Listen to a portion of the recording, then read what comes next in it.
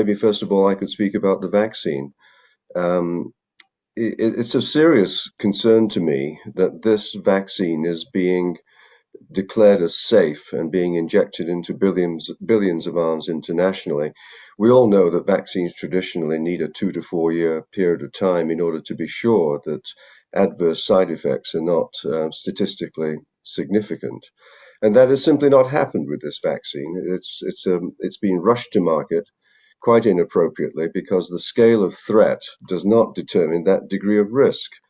The vast majority of people, the working well, are not going to die of this condition. It's going to be a very trivial flu-like illness, and the vulnerable, the older people, of course, should be protected in other ways that don't necessarily require a vaccine. That's called infection control methods that have been known for decades, and there are manuals about that on the shelf currently getting dusty. So the vaccine is, first of all, unnecessary. Secondly, it's reckless in terms of how it's being introduced because it's certainly not being shown to be safe.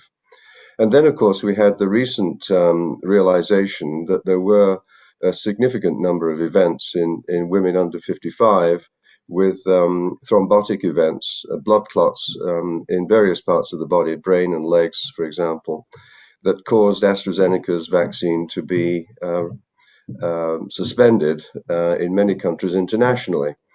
Now, that, of course, cuts to the very core of what I was saying. These events would have been discovered in the normal course if they had extended the testing period, which they chose not to do. So here we have some unfortunate side effects that have essentially removed half of the potential population from vaccination, namely women under 55. So it's merely an example of what everyone's been saying that's at all knowledgeable about vaccines, that this was reckless, unnecessary, and unsafe.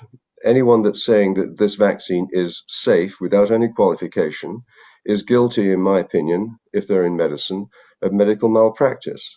It's as simple as